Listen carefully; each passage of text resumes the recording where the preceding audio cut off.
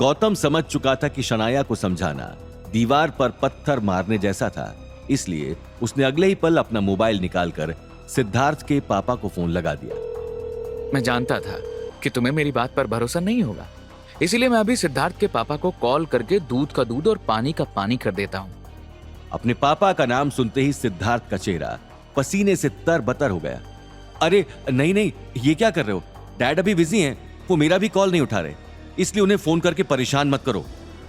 ये बात कहते हुए वो गौतम को रोकने के लिए आगे चला आया, लेकिन इससे पहले कि वो गौतम को रोक पाता, सामने से किसी ने फोन उठा लिया। गौतम ने अगले ही पल फोन लाउड स्पीकर पर डाल दिया। अपने पापा की आवाज सुनते ही सिद्धार्थ की सिट्टी पिट्टी गुम हो चुकी थी। हेलो मिस्टर पंडित, मैं गौतम अग्रवाल बात कर रहा हूँ।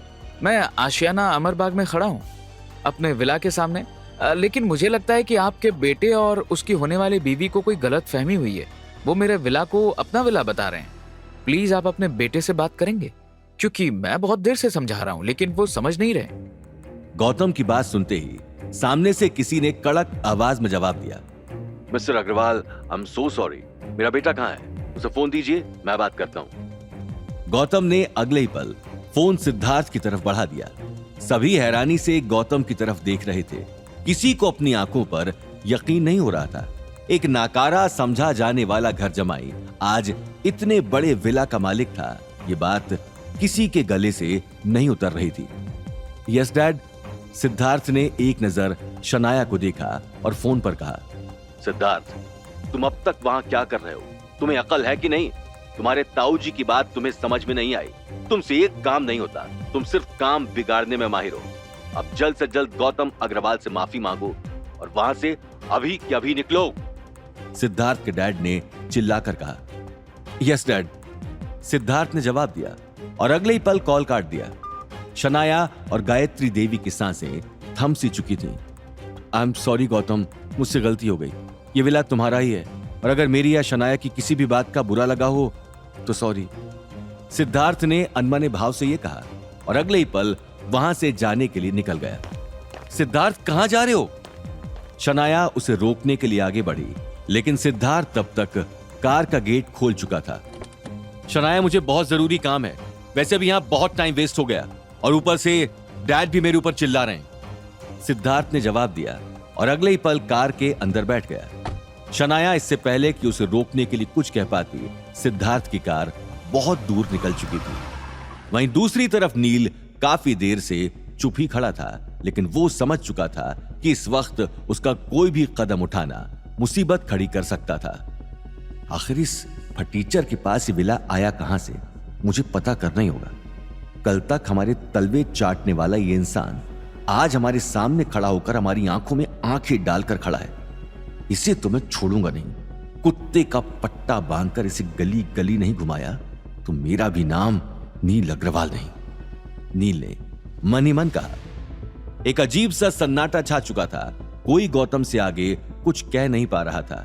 गायत्री देवी ने उसी वक्त आगे आकर शनाया के कंधे पर हाथ रख दिया। शनाया अब पूरी तरह से टूटकर बिखर चुकी थी। कुछ ही देर में एक एक कर सभी लोग अग्रवाल हाउस जाने के लिए निकल गए। जाते समय गायत्री देवी की आंखों में गुस्से का अंबार साफ दिखाई दे रहा था। वहीं गौतम बिना किसी की तरफ देखे एकटक विला को देख रहा था। सभी के जाते ही उसने अवनी की तरफ अपना हाथ बढ़ा दिया।